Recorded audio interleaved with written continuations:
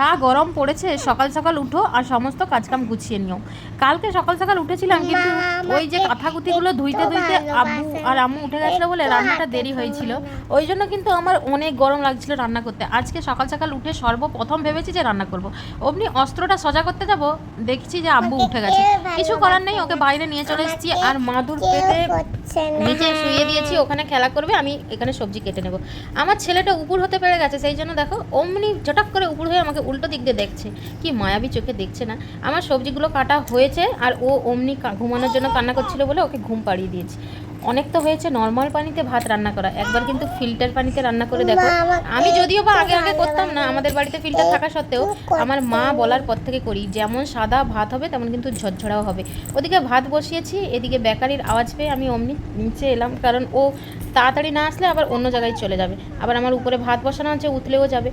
বেশি কিছু বিস্কুট নেই বলেই সামান্য কিছু বিস্কুট সঙ্গে দুধ নিয়ে চলে এলাম। আজকে মাছ রান্না করব, ফ্রিজে মাছ ছিল সেটাই বার করে নিলাম।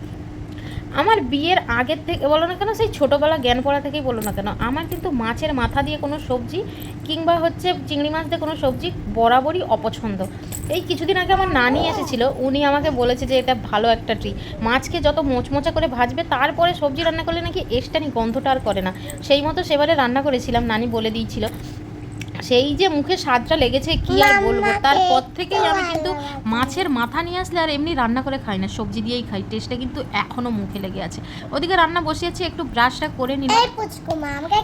আমার কিন্তু দেখতেই পাচ্ছ কতটা সবজি থেকে পানি বেরিয়েছে, ওই জন্য একটু হচ্ছে ঢাকা দিয়ে রাখলাম। আর আমার নানির মতো এই রকম রেসিপিতে যদি তোমরা রান্না করো, তোমরা কিন্তু হাত চেটে চেটে খাবে। আর বলেই না কথাই আছে, মাছের মধ্যে রুই, শাকের মধ্যে পুঁই।